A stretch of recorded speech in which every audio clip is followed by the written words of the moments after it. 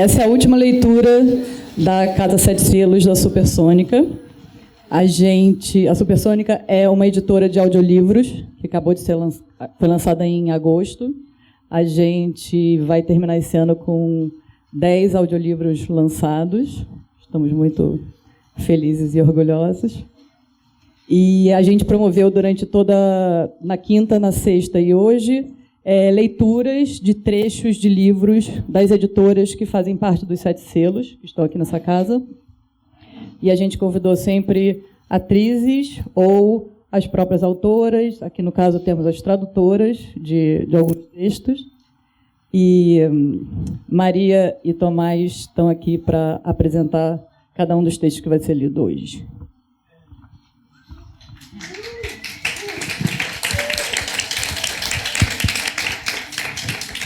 Bom, hoje a nossa primeira leitura vai ser feita a 3 vozes. Laura Wittner, Paloma Vidal e Flávia Perret vão ler trechos de... Viver e Traduzir, da Laura Wittner, que foi traduzido pela Paloma Vidal e pela Maria Cecília Brandi. E a Flávia participou da preparação da tradução, né? Ela fez a preparação para a tradução. E então são pessoas que estão muito envolvidas com esse texto, do qual eu vou falar um pouquinho. E a Laura vai começar, antes da leitura do Viver e Traduzir, lendo 2 poemas desse livro que saiu pelo Círculo de Poemas, Tradução da Estrada. A Laura vai ler em espanhol, e ela vai ler também, junto com a Paloma e com a Flávia, alguns trechos também em espanhol. E aí hoje a gente vai fazer um pouco diferente o funcionamento. Vocês receberam esses daqui? Alguns receberam? Se puderem dividir... Esse aqui eu te dou. Então, e aí, quando ela lê em espanhol, o que ela vai ler em espanhol está traduzido aí. Então, a gente convida vocês a acompanhar a tradução. E, bom, só para um pouquinho sobre as autoras. A Laura Wittner é poeta, tradutora, crítica e professora argentina. Faz parte da programação principal da Flip desse ano. E hoje ela vai ler, como eu disse, 2 poemas do Tradução da Estrada, publicado pelo Círculo de Poemas. Ela, a Paloma e a Flávia vão ler uma montagem que elas fizeram com trechos do livro Viver e Traduzir, que é da Bazar do Tempo. E, para apresentar um pouquinho a Paloma e a Flávia, a Paloma é ensaísta, poeta, tradutora, nasceu na Argentina e mora no Brasil desde criança, e traduziu com a Cissa Brandi o Viver e Traduzir. Flávia Perret é professora e escritora. Ela trabalhou com a preparação da tradução. E esse é um livro que eu achei muito interessante, a gente gostou, achou fascinante por uma série de razões. E nele a Laura junta uma série de fragmentos sobre tradução. Então a gente tem aforismos, tem alguns relatos, algumas traduções dela e trechos de outros autores. É isso que a Laura vai ler, como vocês vão ver. E as tradutoras, ao traduzir esse livro sobre tradução, fizeram algo muito inventivo, que elas decidiram aparecer, de certo modo, ali de algumas maneiras fascinantes. Entre elas, as notas, e a gente vai ver isso um pouco. Ela vai ler algumas notas das tradutoras, e são umas notas pouco convencionais. E, enfim, acho que vocês vão compartilhar desse sentimento. E, bom, acho que já está mais do que apresentado. Com vocês, Laura, Paloma e Flávia.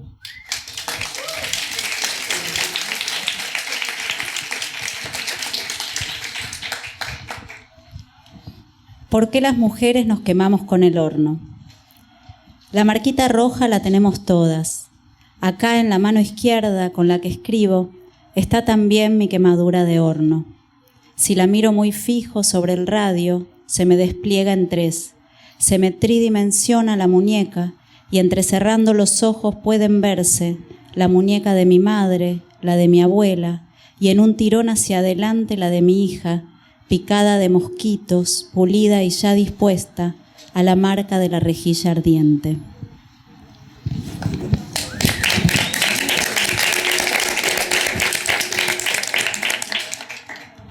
¿Por qué si me postran 1000 veces me levanto? Los patios internos, los baños y cocinas con pileta cuadrada, los ambientes semicirculares con ventanal corrido, un aro de básquet en la calle para que tire cualquiera, el café exacto que todo lo arrasa y todo lo eleva durante media hora, el cielo cuando se decolora hasta quedar en blanco, la pronunciación de un idioma extranjero rodeándome como una atmósfera cargada de sentidos ocultos, las charlas con mi hija en el balcón, las charlas con mi hija en un colchón atravesado en el living sin sábanas, la mano de mi hijo adolescente en mi mano cuando nadie lo ve, trazando la misma caricia que en la infancia, la memoria de todas las caricias que dejaron su dibujo indeleble. Gracias.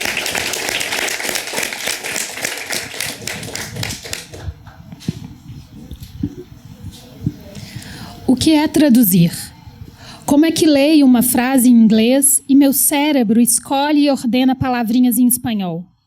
Às vezes, tento frear o mecanismo em algum ponto para observá-lo e acho que estou enlouquecendo. Traduzir é se autoanalisar. Se a tradução trava, é preciso parar, ir ao banheiro, pegar uma água, buscar o esmalte de unhas. Se a tradução trava, é preciso destravar o corpo.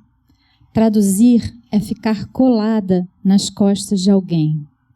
Quando se está traduzindo, é preciso ler muitas coisas em paralelo, que não tem nada a ver com o texto traduzido, porque, como um milagre, as respostas de todas as dúvidas aparecerão. Ou ver filmes com legendas, ou ver filmes, ou ler cartazes na rua, a palavra problemática chega a nós das profundezas do acaso. É a magia da tradução. Não posso traduzir um livro aos poucos, um dia sim e 3 não, intercalando tarefas. Um livro é uma massa na qual é preciso se embrenhar, entregando-se a ela, quase diria que fundindo-se a ela. Muitas horas por dia, todos os dias. Nota. Exato. Ao traduzir, nos lançamos em outro tempo-espaço. É preciso viver a rotina de uma nova vida, sem deixar a nossa. E por mais díspares que pareçam, acontece de uma vida colaborar com a outra, como nos mostra este livro. Como é que eu caio repetidas vezes nessa ingenuidade de que é algo muito simples de traduzir? Nada é. A tradução é sempre o nó de um problema. A questão mais simples se ramifica em decisões cruciais, em detalhes a confirmar, sempre a nota da nota da nota, esse estado provisório da palavra, a passagem mais superficial de uma língua a outra, tende a ganhar uma profundidade indefinida. Traduzir é se embrenhar dentro de alguém, abrir um espaço também para que esse alguém se embrenhe dentro da gente. César Aira, ahora que ya no traduzco. A un traductor se le están planteando todo el tiempo los pequeños grandes problemas de la microscopía de la escritura. Yo dejé de traducir hace 10 años y lo hice con alivio, pero pasado el tiempo empecé a sentir que había perdido algo. Y sigo sintiéndolo. Lo que más extraño no son las facilidades del oficio, sino sus dificultades, esas perplejidades puntuales que despertaban mi pensamiento por lo común adormecido. Ahora que ya no traduzco, tengo que inventármelas. Traduzir é adivinhar. Inícios são sexys. Cedo pela manhã, há esse momento emocionante no qual cada palavra, tanto em inglês como em espanhol, vibra de som, sentido e associações. Todas parecem me dizer tanto. As duas línguas se medem e se fundem e por uns minutos todas, as palavras e eu, brincamos em uma matutina orgia etimológica. Ann Carson, decir las cosas menos bien. Me gusta el espacio entre idiomas porque es un lugar de error o de equivocación, de decir las cosas menos bien de lo que se habría deseado, de directamente no lograr decirlas. Y creo que eso es útil para escribir porque siempre es bueno perder un poco el equilibrio, ser desalojada de esa autosuficiencia con la que una suele ir por ahí percibiendo el mundo y diciendo lo que percibe. La traducción produce constantemente ese desalojo y por eso respeto la situación, aunque no creo que la disfrute. Es un filo útil contra el cual medirse. Traduzir é adivinhar o outro. Conversar sobre tudo ao mesmo tempo, sem rigor, sem limite de tempo e sem preconceito. A melhor maneira de traduzir em dupla. É difícil encontrar companheira ou companheiro de tradução, mas quando acontece, nos atiçamos. Nota: este é um dos nossos trechos favoritos do livro e uma das inspirações para o traduzirmos juntas. E eis que justamente no momento em que se descreve esse trabalho compartilhado, o texto apresenta uma dificuldade de tradução. Laura escreveu entre dos, uma linda expressão que em espanhol não tem marca de gênero, referindo-se à cotradução como sendo feita entre duas pessoas, nos interstícios de uma relação que vai se construindo no processo de traduzir, através de idas e voltas, negociações, dúvidas e soluções, chegando a algo intermediário entre as escolhas de cada uma. Ao traduzi-la, pensamos em algumas opções, como a quatro mãos, em par ou conjuntamente, mas acabou nos parecendo que a melhor solução era em dupla. E já que mencionei Arnold Lobo, o seu livro The Ice Cream Cone Cut and Other Hair Birds, que traduzi para Ninho Editor. Traduzir poesia com métrica, rima e humor. Quer dizer, reinventá-la. É um remédio muito recomendável para melancólicos. Nota: Laura Whitner traduziu o título para El pájaro cucurucho. Nós amamos. Cucurucho é uma palavra saborosa, que nem sorvete, que parece ativar as papilas gustativas. Como seria em português? O pássaro casquinha de sorvete? Como tirar casquinha da tradução da Laura? Juan está traduzindo um livro e eu outro. E nos acontece como quando dormimos juntos e sonhamos a mesma coisa, que ao fim do dia descobrimos que buscamos, no dicionário ou no Google, a mesma palavra. Traduzir é aprender a esquivar. Paula Bramo. Qué flojera, Platón. Cada vez que dicen que una traducción literaria es impecable, como el mejor halago que puede imaginarse, mi corazón se muere un poquito. La traducción literaria es un quehacer artístico. ¿Y cuándo dirían de un cuadro o de un poema que es impecable? Pequemos, que el arte es pecado y decisiones. Y como pasa con el arte, hay traducciones chafonas, hay traducciones admirables, hay diversos grados de dominio y uso de la técnica, la crítica, la creatividad, arsenales lingüísticos de diversas dimensiones y cualidades, diversos grados de compromiso y responsabilidad frente al trabajo, pero no existe la mejor traducción posible, porque tampoco existe un original puro e igual y uno mismo para todos en todos los tiempos. No estamos metidos con nuestras laptops y diccionarios en la caverna de Platón. Qué flojera, Platón. E é assim, Shira, Joseph, assim acontece comigo. Enquanto traduzo, vou olhando fotos de todos os lugares onde Len Shepton conta que nadou. Não me refiro às piscinas de quando ela competia, mas ao que ela chama de nado recreativo. Lake of Bays, em Ontário, a piscina do Hollywood Roosevelt Hotel, com o fundo pintado por David Hockney, alguma água em Reykjavik. Fico sabendo que Reykjavik significa Baía Fumegante. Já vi fotos do Dambadet na Suécia de tantas perspectivas que parece que eu me enfiei nessa água verde debaixo do qual o corpo nu parece ocre. Faz dias que sinto essa água sueca nos braços e nas pernas. Minha meditação pessoal para estes tempos de tristeza é me ver nadando em cada uma dessas águas, com meu maiô Heracles colorido, que é 100% poliéster. Nada de lycra, para não deformar. Eu fico toda prosa por usar um maiô sem lycra. Me lembra um florido que eu tinha quando pequena. E por algum motivo, quando penso nesse maiô, lembro de mim, sentada num cais do Tigre, vendo passar as barcas coletivas. Nota: talvez só seja possível ver passar essas barcas, como faz a Laura, indo a esse lugar tão singular que é o Tigre, no delta do Rio Paraná, na província de Buenos Aires, com suas casas e comércios aos quais só se pode chegar por vias fluviais. Tais barcas são o transporte coletivo local, e em espanhol argentino são chamadas de lanchas colectivo, o que remete aos ônibus urbanos desse país, os colectivos. Ao tentar traduzir este trecho, ficamos pensando nos comentários da Laura sobre o lugar cenário das traduções e em como conhecer o espaço onde se situa o texto que estamos traduzindo permite imaginar o que ele conta numa paisagem específica, ajudando a encontrar uma aproximação quando não há um equivalente exato na nossa língua. Mas, é claro, muitas vezes isso não é possível e outros recursos visuais, como filmes e fotos, podem nos ajudar na imersão no lugar cenário.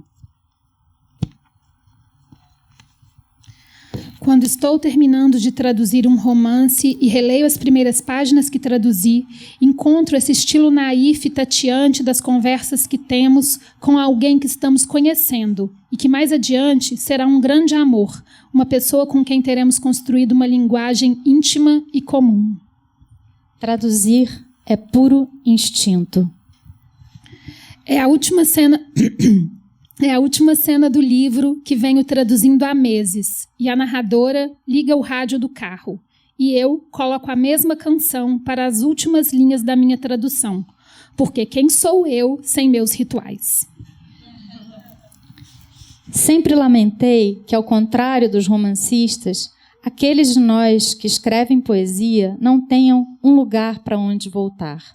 Eu escrevo só de vez em quando, um poema de cada vez, sem procurá-lo. Aparece.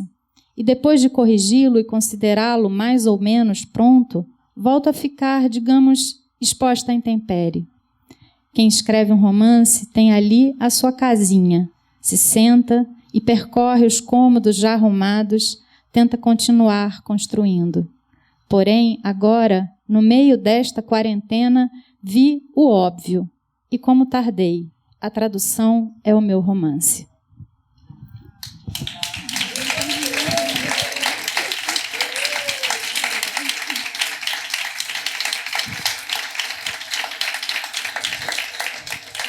Muchas gracias. Yo quería agradecer a Bazar do Tempo y a Círculo de Poemas, a las editoras de Fósforo, de Luna Park y de Bazar do Tempo, a Juan, que está ahí, que es el editor del Se vive y se traduce en su edición en castellano y que también sale en el libro, y a Flavia, que leyó hoy en lugar de Cecilia, que se tuvo que volver porque está enferma, y a mis traductoras Paloma y Cecilia, y a Supersónica, por supuesto. Muchísimas gracias.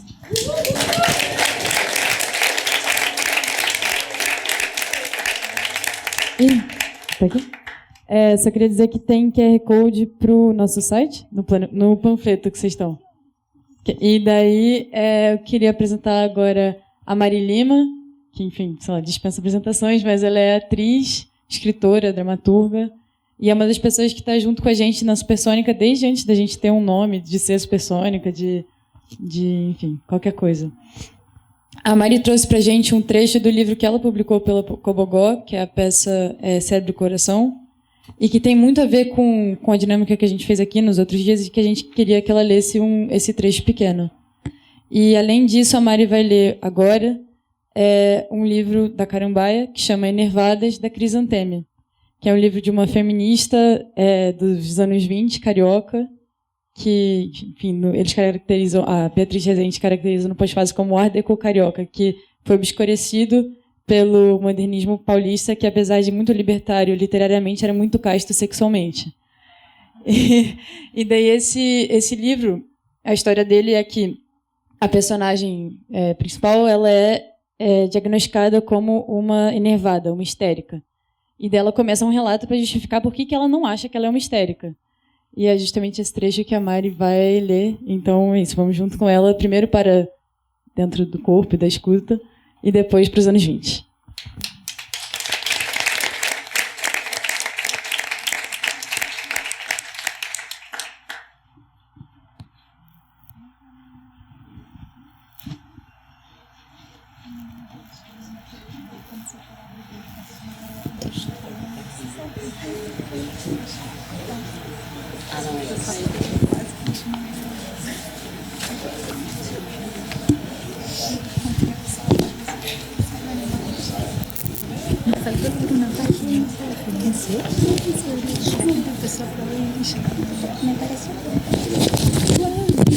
Obrigado. Yo no las pasé mal porque a mí no me tocaba leer más.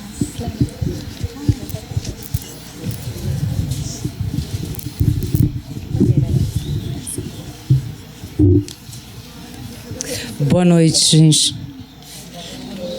Obrigada pela presença. Se você puder botar um pouquinho para cima, eu te agradeço. Eu só perdi o trecho aqui do ensaio.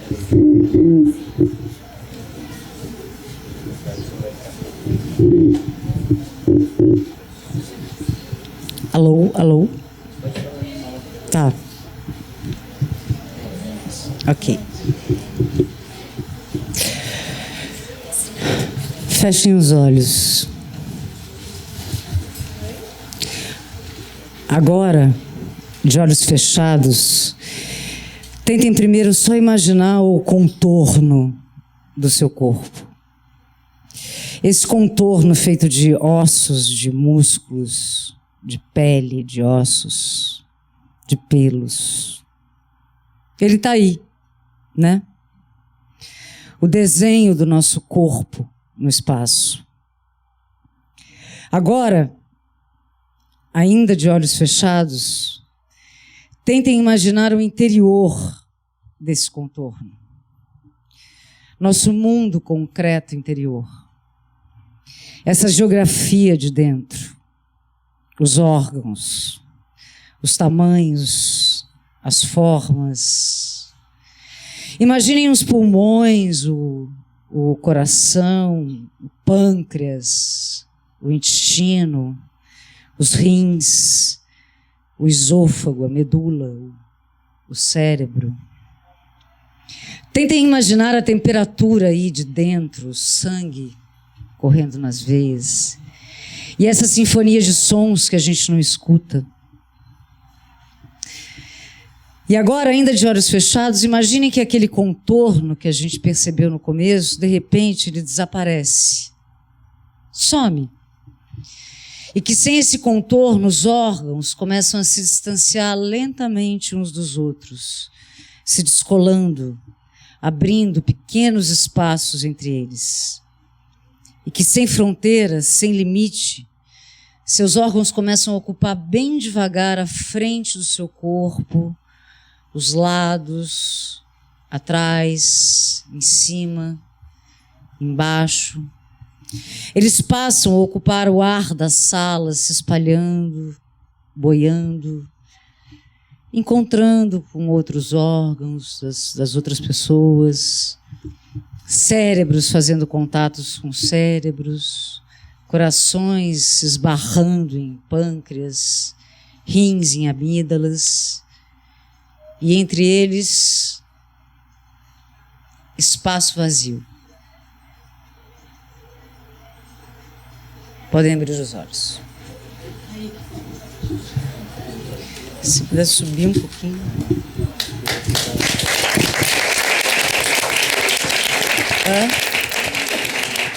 Tá.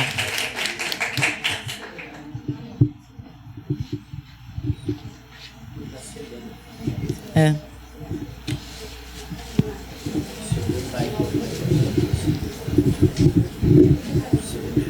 Tá.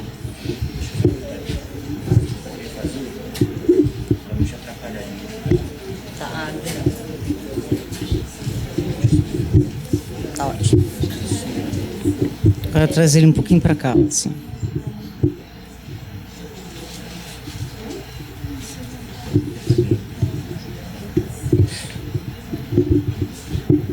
Se você quiser botar ele no meio da minha perna. Aqui tá bom. Enervadas. Com a face apoiada na mão e alongada numa fofa poltrona, amesquinhada e perplexa, eu penso no que me disse o médico que acaba de sair. Minha senhora, declarou-me ele, depois de me ter fixado longamente com um olhar estranho que luzia através dos vidros redondos do seu pince-nez de tartaruga, o que a transtorna assim tão profundamente, a faz rir, andar e chorar sem motivo, o que a impele a amar e a odiar, o que a impulsiona hoje para o bem e amanhã para o mal, o que a obriga a procurar sempre novas sensações e frequentes emoções, o que a torna, enfim, senhora de uma alma complicada e ansiosa, é que a minha deliciosa cliente é uma enervada.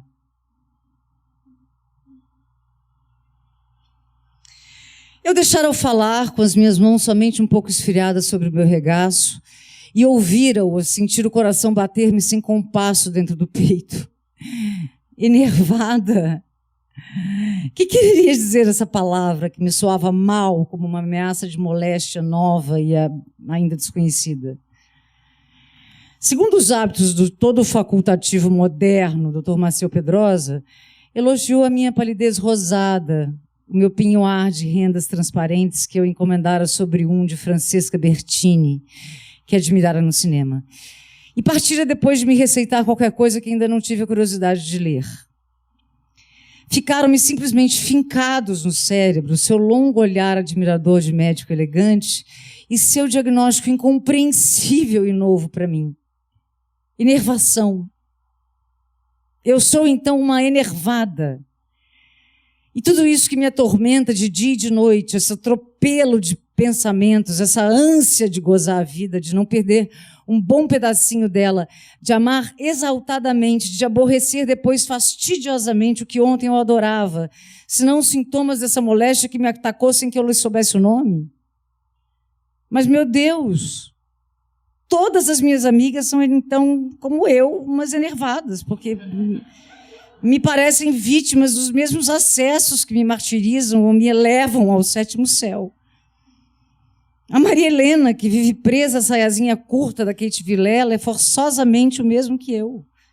E Laura, sempre irritada contra o pobre Luiz, e tão poucas vezes carinhosa para ele, que se arruína em recepções, em teatros, em toaletes para ela, tem de ser forçosamente também uma enervada.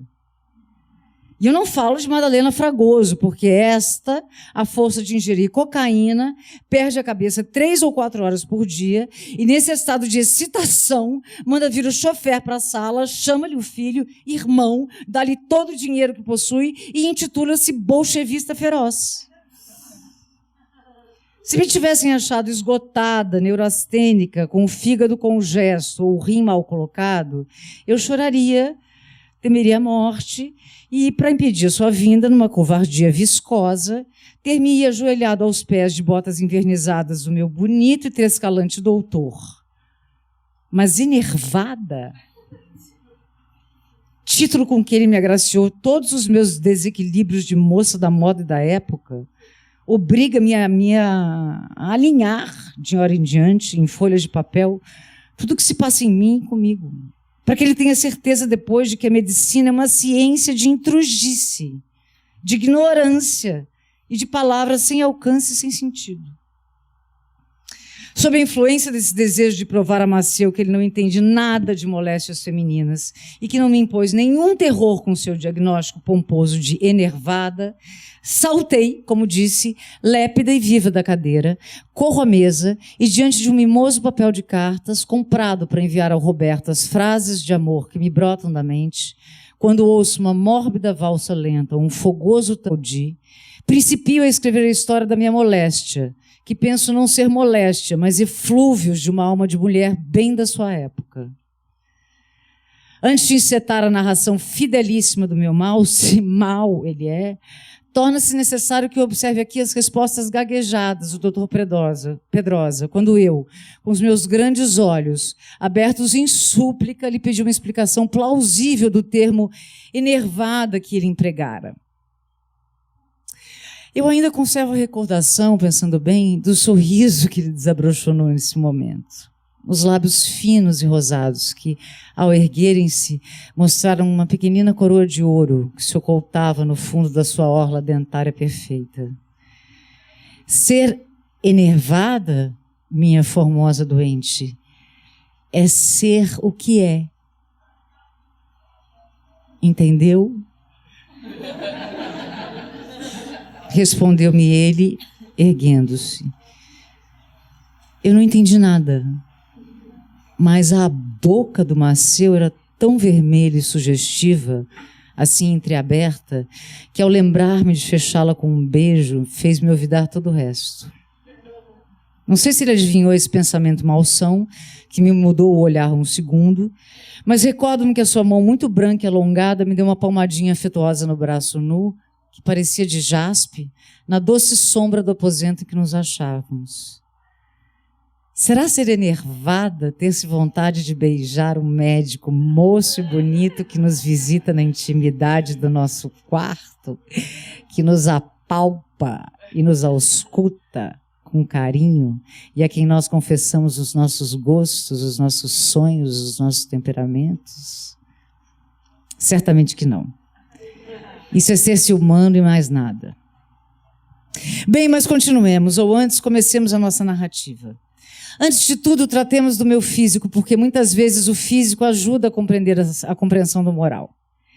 Eu fiz, na primavera passada, 30 anos que completaram, com sua pujança, o encanto um pouco delgado demais antes deles da minha pessoa. Entretanto, eu só confesso 26. Todas as minhas amigas agem como eu.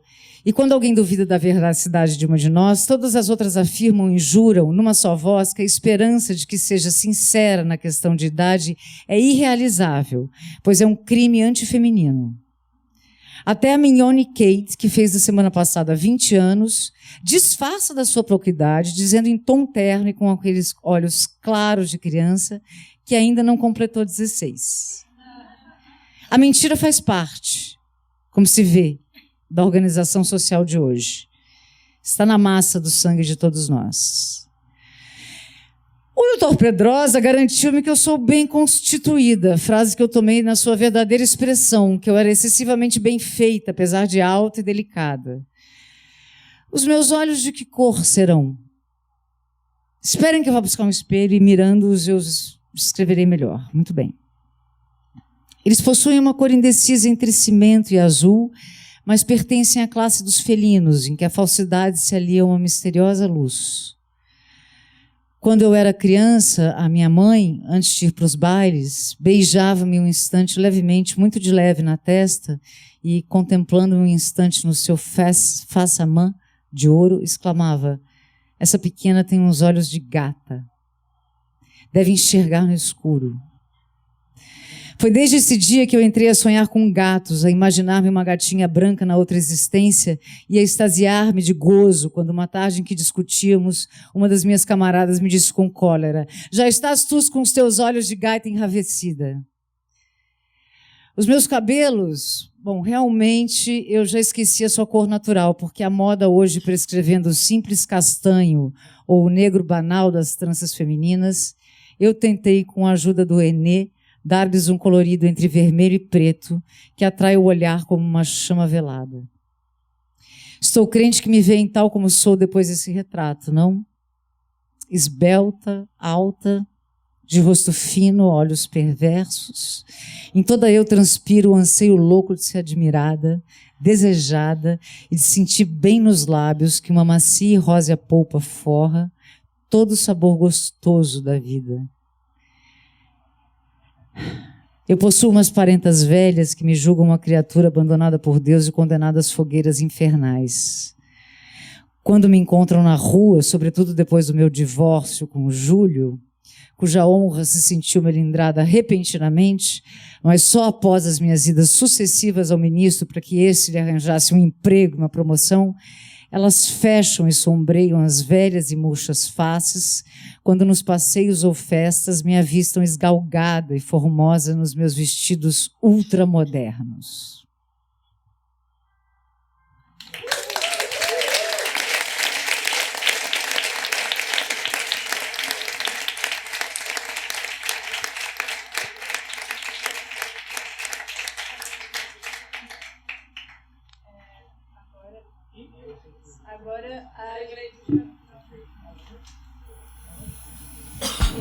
Alô?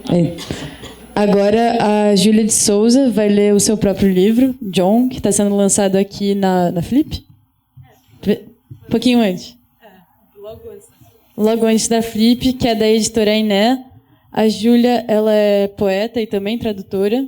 Esse é o primeiro livro dela de prosa, que é um livro em fragmentos, que fala sobre o pai dela.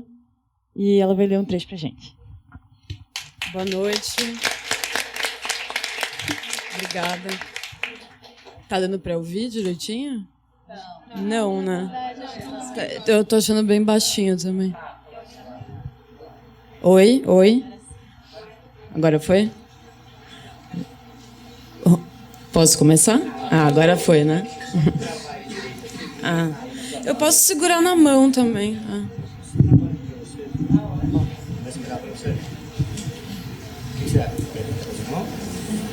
Eu acho que é melhor no pedestal, mas...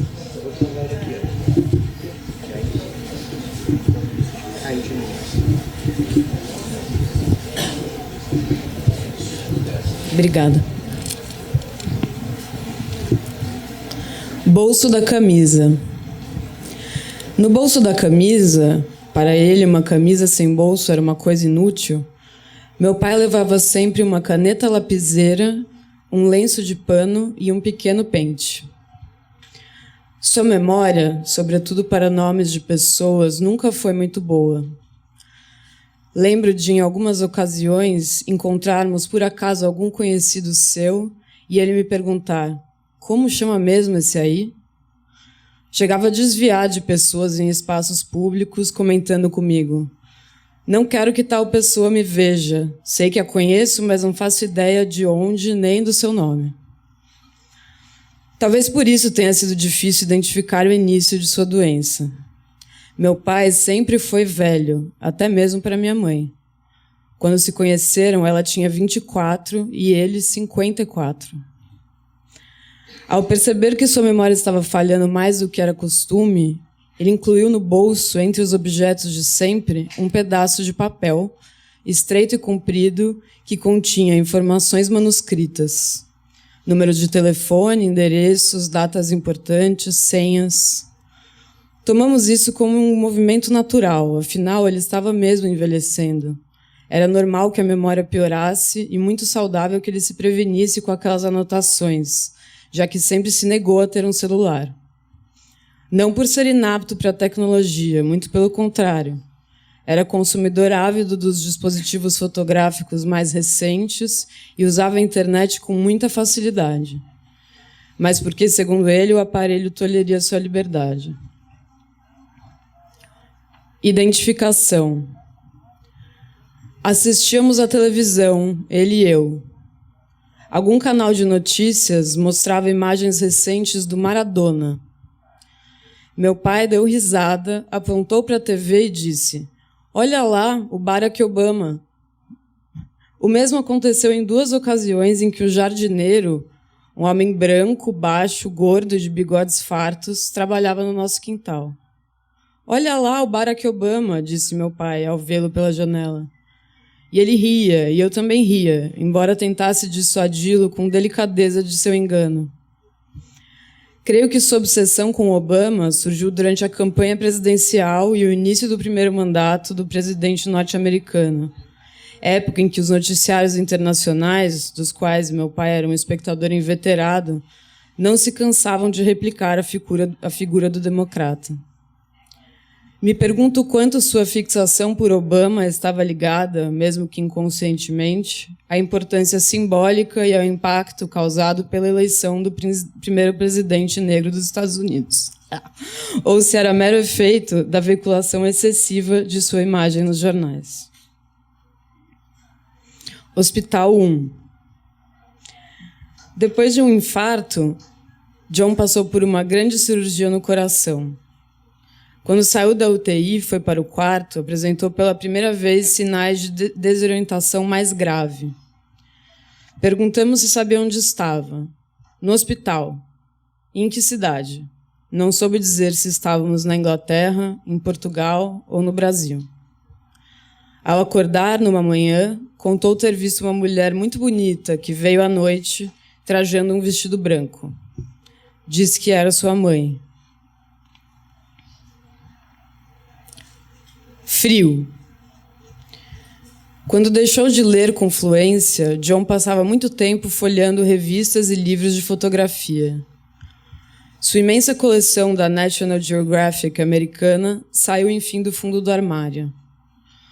Um dia, depois do jantar, olhávamos juntos uma edição que trazia fotos do Polo Norte. Meu amigo Pedro estava com a gente e meu pai parecia querer se exibir para ele de alguma forma. Disse: "Eu já fui ao Polo Norte, não faz tanto frio."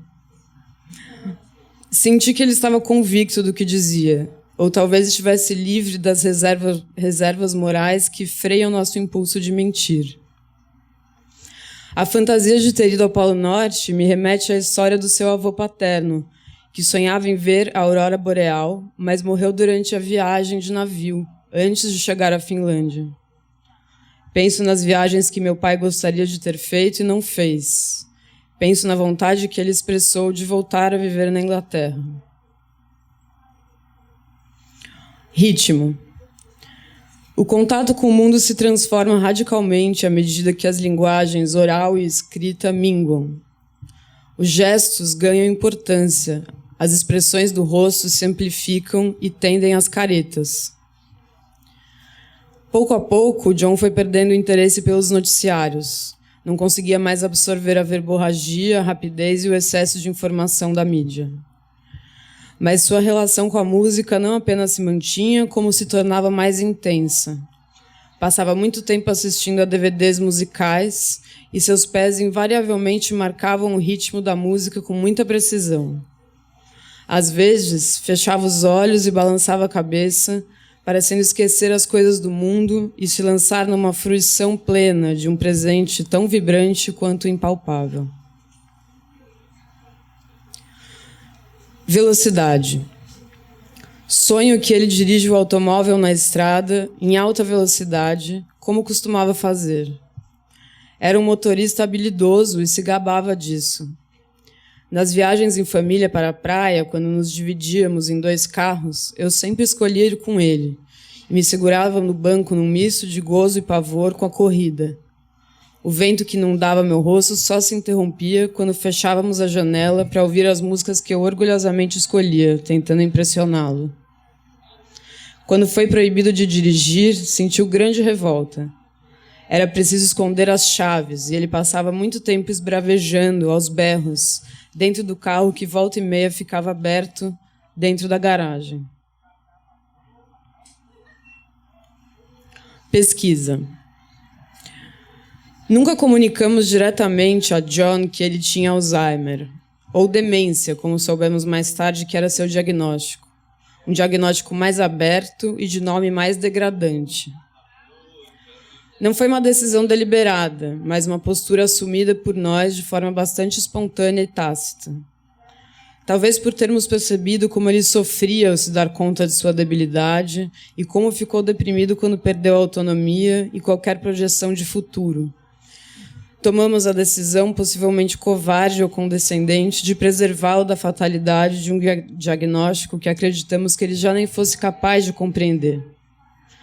E logo ele, que dedicou boa parte da vida a estudar o funcionamento do sistema cognitivo e neurológico dos seres vivos, mais precisamente das abelhas. Essa espécie, que agora descubro, é fundamental à preservação dos biomas de todo o mundo. Seu objeto de estudo central era a visão das abelhas. Até pouco tempo atrás, eu não sabia como ele tinha chegado a esse pormenor ou por quê. Lembro de como ele insistia que eu não tivesse medo delas. Em casa, ele se deliciava com um pequeno ninho funicular de abelhas miúdas e sem ferrão que apareciam nos dias quentes. Não fazem nada, ele dizia, e olhava para elas com um sorriso que jamais dedicou a um cão. Isso. Quando eu tinha 7 anos, a professora da minha turma nos incumbiu da seguinte tarefa: fazer uma pesquisa sobre algum animal. Nós, então, pequenos seres recém-alfabetizados, nos sentamos em roda no chão e, um a um, comunicamos em voz alta nosso bicho escolhido. Não era permitido repetir o animal já escolhido pelo colega. Naquele momento, me lembro bem, eu já estava bastante desconcertada. Não sabia com suficiente exatidão o que era uma pesquisa.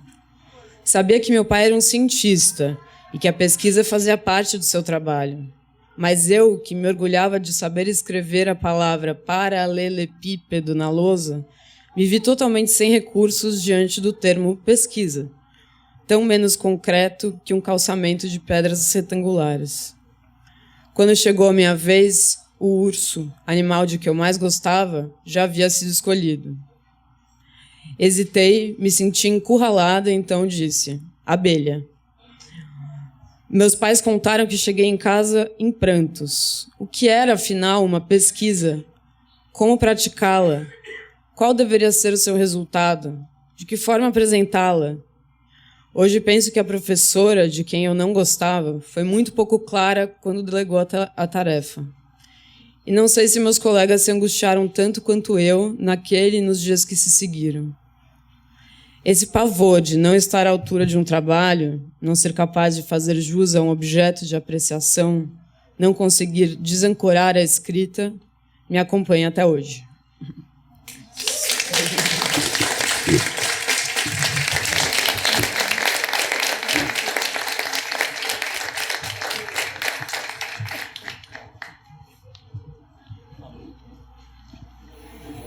Alô, pronto. E agora, para fechar a noite e as noites da Supersônica, a gente vai ouvir a Mari Lima ler um trecho do livro Pandora, da Ana Paula Pacheco, que está aqui com a gente. E que, bom, a Ana Paula Pacheco é escritora, participou de programações aqui da casa e de outros lugares pela Flip. E esse romance foi escrito durante a pandemia e trata de uma mulher isolada em casa e de tudo que pode acontecer nessa situação. Bom, agora é com vocês, a Mari Lima.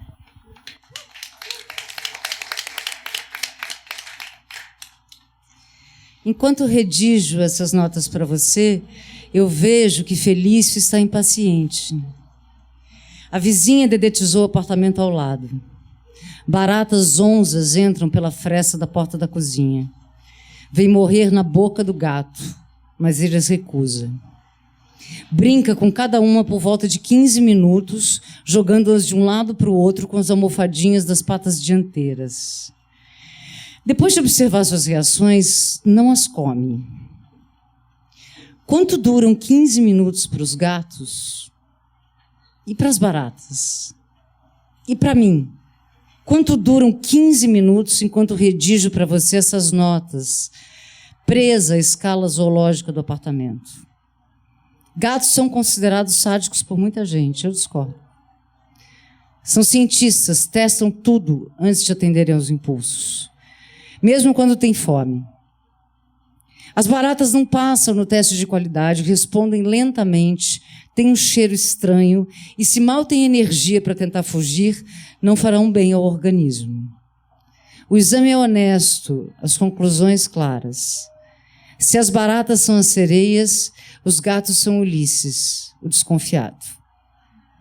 Abro uma lata de atum para consolá-lo. Gostaria que tudo voltasse a ser como antes. Por outro lado, não posso desdenhar o valor da verdade, mesmo que seja doída. Do que era antes, eu queria ter de volta a plena certeza da amizade de Felício. Felício comeu vorazmente o atum e vomitou em seguida. Eu odeio quando faz isso. Ele parece oscilar entre a sabedoria sagrada de sua espécie e a tolice de um cão. Deve sim ser uma réplica mal feita do meu bichano. Eu concluo que ele me dá trabalho de propósito para me desviar de outro trabalho, da memória. Pega um pano, álcool 70%, luvas descartáveis, recolho a massa estomacal enfeitada com pelos. Pensando bem, até o vômito tem razão de ser. É preciso expelir o que obstrui o bom caminho. Talvez tenha me enganado com relação a Felício. É ele mesmo e tenta me avisar que os canibais não morreram. Ligo a televisão e vejo que o professor C acaba de ser nomeado ministro da Educação. Agora proíbe às crianças a leitura de tudo que possa lhes ensinar algo sobre o seu próprio corpo e defendê-lo. Felício começou a se lamber com fúria faz uns 10 dias. Insistiu tanto no gesto que uma ferida foi se abrindo em carne viva. Pareceu-me que estava gostando de saborear o sanguinho arrancado à lixa e à repetição. Bichos domesticados costumam ir da histeria à neurose obsessiva num lindo échappé. Como sou contra o uso daqueles abajures que os veterinários mandam prender ao pescoço dos pets para protegê-los de si mesmos, eu apelei para o expediente de lhe dar uma lata de atum no almoço, para ver se conseguia distraí-lo da autofagia. Sei bem o quanto gatos mimados gostam de chamar a atenção. A Carol, minha amiga, já teve 12 felinos ao mesmo tempo e, como em tal contexto seria impossível receber tanta atenção a ponto de esquecerem que são bichos, nenhum deles se flagelava. Pelo contrário, às vezes o grupo decidia hostilizar um deles a fim de comer mais ração, enquanto o maltratado se chateava pelos cantos tentando adivinhar o que teria feito para merecer arranhões e mordidas, quando na verdade não tinha feito nada além de existir num pequeno quintal cheio de mais. Ocorreu-me, entretanto, que Felício estava tentando me dizer alguma coisa. Quando me trouxe entre os dentes pela segunda vez um pequeno naco da própria carne, eu tive a ideia de tentar restabelecer entre nós uma linguagem mais clara, pela qual eu pudesse entender o que ele se esforçava por comunicar. Com o auxílio de um copo e um abecedário formado por pecinhas de madeira, ensinei-lhe um jogo de criança. Posicionei o copo no centro do abecedário que dispus em círculo. O gato tomaria no jogo o lugar do espírito, que baixava, transcrevendo mensagens do além. Apostando que tivesse tanta curiosidade de experimentar a linguagem humana quanto eu tinha de entendê-lo, fui mostrando com gestos que mimetizavam os dos espíritos como mover o copo. Ele me imitava com o auxílio da patinha, passeando pelas letras num gesto de reconhecimento. Presta atenção, Felício. Eu vou te ensinar a falar. Eu entendi que ele havia compreendido quando piscou para mim 3 vezes seguidas, movendo depois o copo. Felinos são naturalmente mediúnicos, por isso compreendem todos os idiomas. O copo foi deslizando pelas letras, de início rápido demais para que eu pudesse acompanhá-lo, mas em pouco tempo eu já podia perceber as pausas e recompor as palavras com as letras indicadas. Fantástico, eu disse, sentindo a mesma excitação que devem sentir as crianças quando o espírito começa a se comunicar com os terráqueos, auxiliado pela energia de todos que tocam de leve a superfície do vidro, ou pelo gesto clandestino daquela que rouba, só para ver a reação das outras, empurrando o copo com o dedo e costurando mensagens assustadoras. Por um instante, porém, um calafrio percorreu meu corpo e temi o que poderia acontecer depois, quando não fosse mais o meu interesse jogar e eu não pudesse desensinar-lhe essa forma de se comunicar comigo. Vamos lá, Felício escreveu. Você tem direito a 3 perguntas. Para esquentar a conversa, eu gastei a primeira chance perguntando como é possível que os gatos nasçam sabendo enterrar as próprias fezes na caixa de areia, sem que para isso precisarem aprender o que é a civilização. O copo não se mexeu. Não sei se em sinal de desdém pela baixeza da pergunta ou por qual razão, e assim eu gastei a segunda chance perguntando se ele não tinha me entendido ou se ele não estava disposto a responder. O copo se moveu rapidamente pelo abecedário. Exijo uma lata de atum por letra. Sei tudo sobre a sua vida, transas com bichos, saulas, dopada, dancinha para o vizinho com body transparente sem calcinha. Assenti. calculando já lhe dever 123 latinhas de atum. Insisti para que respondesse a pergunta. Desconheço respostas assim como Poseidon desconhece os mares, ressentado à escrivaninha, fazendo cálculos no chão das suas águas. Mais 105 latas. Disfarcei o espanto, mas apreciei sua disposição apropriada. Deixa a primeira pergunta para lá. Preciso saber uma coisa, peço sinceridade. Eu preciso saber se você é o meu verdadeiro gato Felício. Desconfiando que a questão estivesse mal colocada e temendo ter perdido a oportunidade da terceira pergunta, Felício provavelmente responderia que não era meu, pois os gatos não pertencem a ninguém. Emendei com essa mais direto ao ponto. Quem o enviou até mim para que me observasse? Impulsionando o copo com uma calculada patada que o fez apontar primeiro na minha direção, para depois percorrer novamente as letras, Felício respondeu, confirmando sua natureza de oráculo, bem como sua amizade por mim. Saber nem sempre é a mesma coisa que saber. Pode chamá-los de canibais se quiser. Mais 64 latas de atum.